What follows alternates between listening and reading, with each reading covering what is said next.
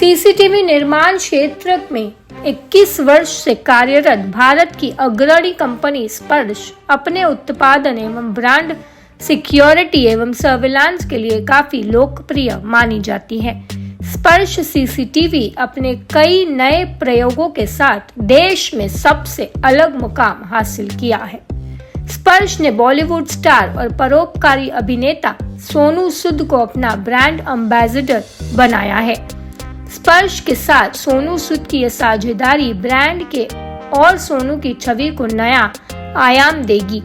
स्पर्श के पहले राष्ट्रीय अभियान में बेटा फीचर है जो भारत के लोगों को एक मजबूत, सकारात्मक और आशावादी संदेश देता है। इस भूमिका में सोनू ब्रांड की प्रचार और विपणन गतिविधि में मुख्य भूमिका निभाएंगे। स्पर्श सीसीटीवी कंपनी भारत सरकार के साथ मिलकर अपने देश की कई सरहदों पर विशेष कमरों की नजर से निगरानी करने में अपने देश फौजी जवानों की मदद कर रही है।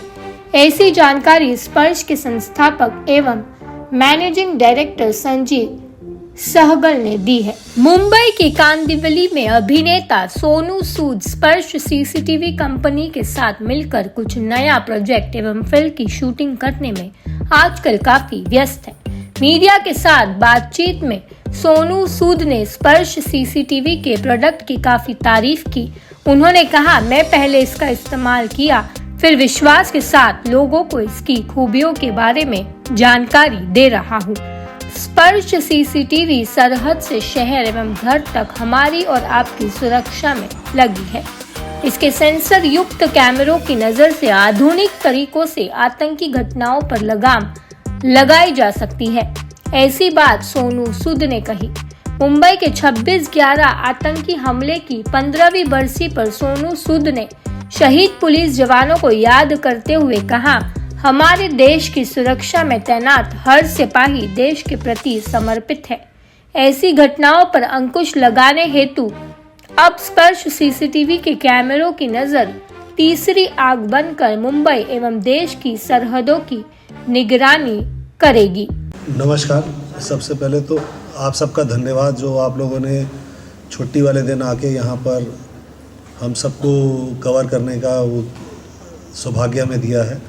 स्पर्श सीसीटीवी जो है 21 साल पुरानी सीसीटीवी मैन्युफैक्चरिंग कंपनी है। 21 साल पहले अगर हम बात करें तो सीसीटीवी ही अपने आप में एक सुपर लग्जरी आइटम होता था। पिछले 21 सालों में हमने ये जर्नी देखी है जहाँ ये प्रोडक्ट जो सुपर लग्जरी होता था आज एक बेसिक नेसेसिटी बन गया है। अब आज की डेट में हम अपने कोई भी जीवन के अंग को नहीं सोच सकते कि वहाँ पे सीसीटीवी ना हो, चाहे वो हमारा घर हो, चाहे हमारा ऑफिस है, चाहे कोई पब्लिक प्लेस है, कोई मॉल है, कोई एयरपोर्ट है, रेलवे स्टेशन है। सीसीटीवी आज हमारे सबके जीवन का एक अभिन्न अंग बन गया है। तो सीसीटीवी की इस जर्नी में हमने भी 21 साल इस जर्नी को जिया है। कहाँ से हमने सीसीटीवी की एसेसरीज़ को बनाते हुए फिर हमने 2008 में हिंदुस्तान का पहला सीसीटीवी कैमरा बनाया, फिर 2011 में हिंदुस्तान का पहला रिकॉर्डर बनाया, 2012 में पहला आईपी कैमरा बनाया। जब हमने आईपी कैमरा 2012 में बनाया तो भारत में आईपी कैमरे की डिमांड ही नहीं थी। तो बड़ा सुन के आप लोगों को अजीब लगेगा कि सारी दुनिया चाइना ख़रीदने जाती है और हमने चाइना में दुनिया की सबसे बड़ी सिक्योरिटी की एग्जीबिशन लगती है हर वर्ष। हमने 2012 की उस एग्जीबिशन में अपने आईपी कैमरास को जाके लॉन्च किया था और बड़ा ही यूनिक वे में हमने लॉन्च किया था। -4 डिग्री में हमने बीजिंग में वाइट कलर के कुर्ते और ट्राई कलर की चुन्नी पहनी थी और 4 चाइनीज़ भी हायर किए थे जिनको 4 दिन हमने ट्राई कलर की चुन्नी पहना के घुमाया था। आज तो शायद कोई पहनेगा नहीं, चाइना वालों को भी पता लग गया है कि भारत किस तरीके से आगे बढ़ रहा है। पर ये 2012 की बात कर रहे हैं, मतलब 2012 में इंडिया में मैन्युफैक्चरिंग करना और इस लेवल पे जाके करना अपने आप में हाँ डेफिनेटली, क्योंकि सीसीटीवी एक ऐसा प्रोडक्ट है जो चाइना द्वारा पूरी तरीके से डोमिनेंट है, पर उसमें भी अगर हम उनको फाइट दे पा रहे हैं और जिस तरह की ग्रोथ हो रही है, हाँ उसमें एक सबसे अच्छा पार्ट आया हमारे पास जब कोविड आया। तो कोविड के दौरान हमारे पास थर्मल कैमरास की टेक्नोलॉजी थी, तो हमने जो हमारे थर्मल कैमरास थे उनको फीवर डिटेक्शन कैमरास में कन्वर्ट कर दिया।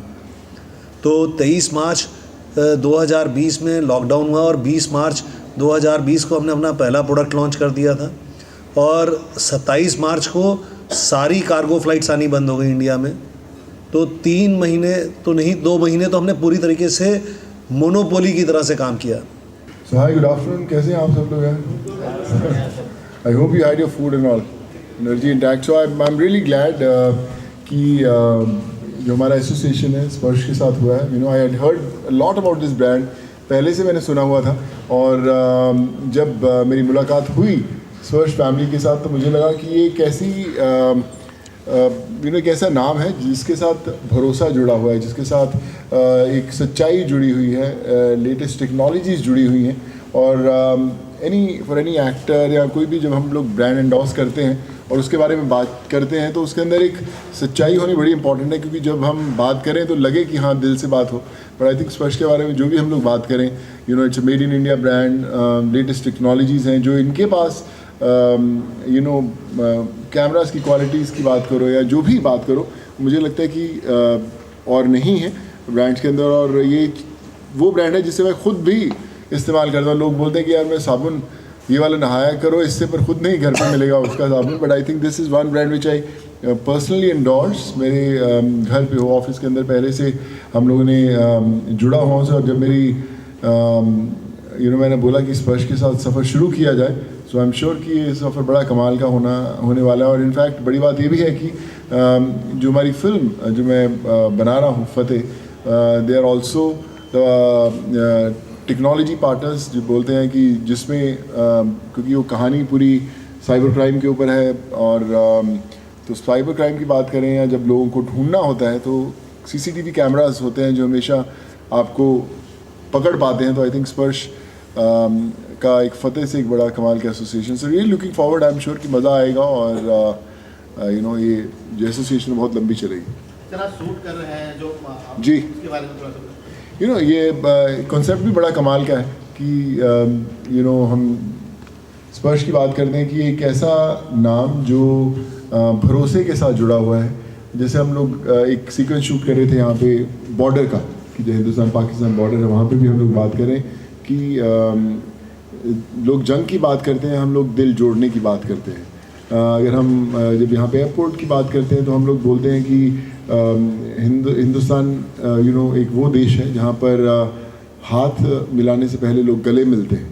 सो आई थिंक वो एक ऐसा मैसेज है। अक्सर जब हम लोग कैमरास की बात करें, हमेशा थोड़ा सा डराने वाली बात होती है कि भाई आपको कैमरा देख रहा है बॉस, आप किधर जा रहे हो। तो ये सब चीज़ों की दुनिया के अंदर हम लोग उतरते हैं। बट स्पर्श का खासियत ये है कि ये बड़ा पॉजिटिव मैसेज देते हैं कि किस तरह हम लोग आपके साथ जुड़ते हैं, किस तरह हम लोग मिलकर हर चीज़ अच्छी करेंगे। तो I think that's the best thing about this brand की सोच पॉजिटिव है और जो मंजिल है वो भी पानी है, धीरे धीरे पानी है। एक बड़ा ही यूनिक प्रोडक्ट है और दुनिया में पहला एक ऐसा प्रोडक्ट बनाया गया है। अभी फेस रिकॉग्नाइजेशन टेक्नोलॉजी के बारे में सबने खूब सुना होगा। हमने एक फेस रिकॉग्नाइजेशन के लिए मोबाइल डिवाइस बनाया है। मतलब बेसिकली इसके अंदर नॉर्मली कई बार पुलिस वाले आपको बैरियर पे रोकते होंगे, बॉर्डर्स पे आपने देखा होगा कि लोग टॉर्च लिए रहते हैं, पर वो टॉर्च से बेसिकली लोगों को देख रहे हैं, पर वो एक्चुअली कौन आदमी है ये नहीं आप पता कर सकते। पर इस टॉर्च के अंदर कैमरा लगा, कैमरे के अंदर फेस रिकॉग्नाइजेशन की ऑन द एज कैपेबिलिटी है। इसके अंदर हम 3000 फेस स्टोर कर सकते हैं और अगर कोई फेस पहले से इसके अंदर सस्पेक्ट का है और मान लो आपने ये टॉर्च मेरी तरफ फेस करी और मेरा फेस इसके अंदर ऑलरेडी स्टोर्ड है, तो ये वाइब्रेट करने लगेगी आप हाथ में।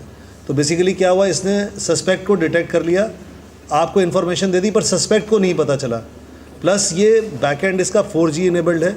द वेरी सेम मोमेंट आपको मैसेज चला गया कि गोरेगांव वेस्ट के इस पर्टिकुलर लोकेशन ये पर्टिकुलर सस्पेक्ट पाया गया है, तो इमीडिएटली पुलिस कोई और फोर्स भेजना चाहती है, कुछ और करना चाहती है। तो फेस रिकॉग्नाइजेशन डिवाइसेस तो बड़े सारे थे, पर मोबाइल फेस रिकॉग्नाइजेशन डिवाइस, अब आप इसकी एप्लीकेशंस देखें। अगर कोई डिज़ास्टर हो जाता है, मान लो वहाँ पे लोगों को ढूंढना है, किसी का रिलेटिव, मान लो ट्रेन एक्सीडेंट हो गया, अब वो बैठा है दिल्ली में, ट्रेन एक्सीडेंट हो गया उड़ीसा में, तो वो अपने रिलेटिव्स की इमेजेस दे सकते हैं, वहाँ से लाइव इमेजेस आ सकती हैं। जहाँ पर भी 4G का नेटवर्क अवेलेबल है वहाँ से, आने वाले दिनों में 5G भी हो जाएगा ये, पर वहाँ से इमीडिएटली आप कर सकते हैं। इसके साथ हम एक बड़ा यूनिक प्रोजेक्ट कर रहे हैं जिसमें सोनू जी को भी हम जोड़ने की कोशिश कर रहे हैं। दिल्ली पुलिस जो सड़क पे बच्चे भीख मांग रहे हैं उनका डेटाबेस क्रिएट करने की कोशिश कर रही है इसको लेके। जी, तो उससे क्या क्या होगा जब हम लोग उनको मतलब देखते हैं, जो बच्चे भीख मांगते हैं उनका डेटाबेस होता है, तो फिर हमें पता चलता है कहाँ कहाँ उनकी मूवमेंट्स हैं। वही पुलिस के पास डेटाबेस अवेलेबल है जी, उसमें कि ये बच्चे खोए हुए हैं, तो वो बच्चों के फेसेस को हम यहाँ से कलेक्ट करके वो जो नेशनल डेटाबेस है जो बच्चे खोए हुए हैं उससे इसकी मैपिंग करी जाएगी और भगवान ने चाहा तो बड़े सारे बच्चों को उनके परिवार के साथ वापस जोड़ा जा सकेगा।